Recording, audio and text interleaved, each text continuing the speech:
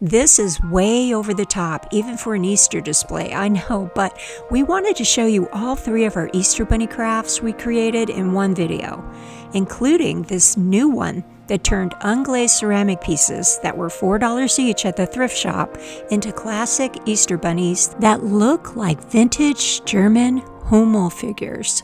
But we made them using watercolor pencils. Here's what they look like before.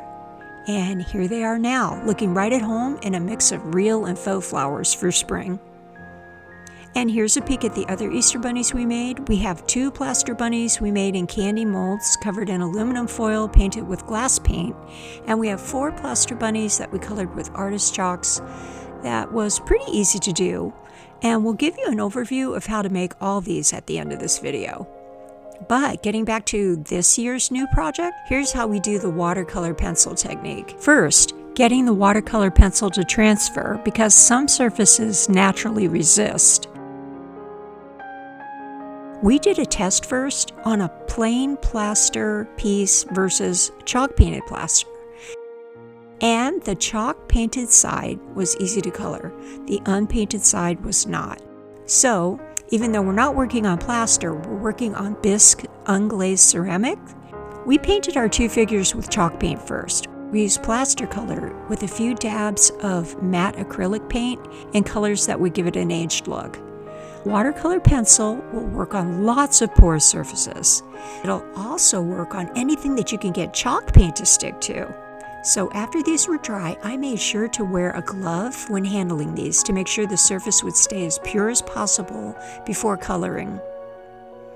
Our bunnies are from a classic pattern and are highly detailed, so we tried to keep the chalk paint layer thin but thorough, so pencil would go down easily, but we'll still be able to make out all the intricate lines of the design. And as for the pencils, you won't need a big set like this to start. This 120 color set seemed impressive, but I think a lot were duplicates, and then other colors were not even there at all, but we still think they did a great job for this project. And most of the time people mix them with water, but we're doing something different. We're using these like crayons.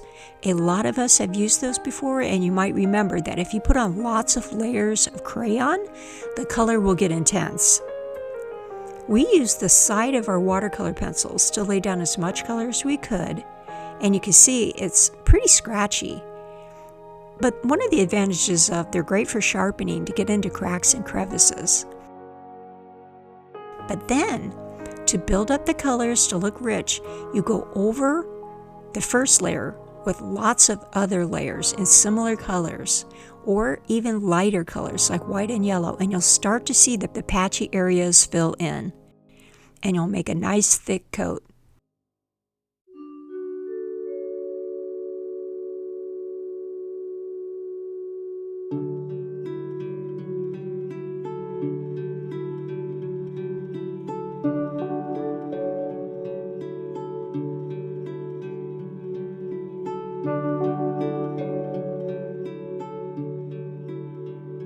So even though these pencil colors can be blended with water, we didn't use water at all. We recommend not using water for this type of layering technique.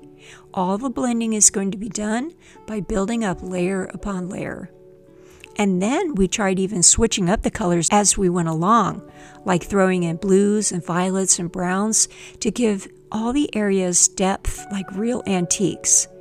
By switching up the colors now and then, it started to make it get an antique patina. But if you're uncertain about all this blending, you can stick with light colors, like blending pinks with other pinks and rose and neon pink. But we recommend giving it a try, starting with blending in yellows and whites, and then once in a while throw in a wild card color like we did into your mix.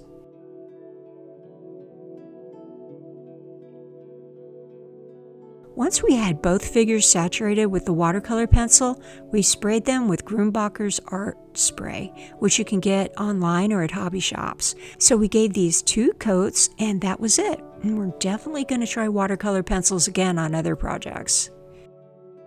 So here's a look at some vintage bunnies from Pinterest that cost a lot. And here are ours. We think they make the grade.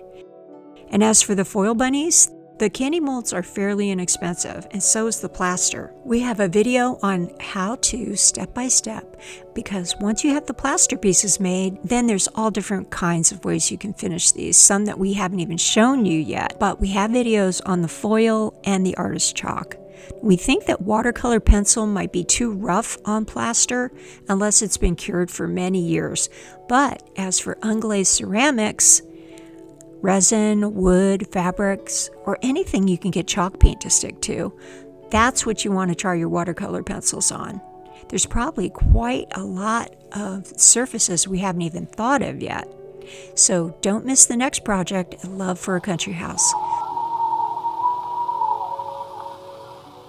And we'll see you next time.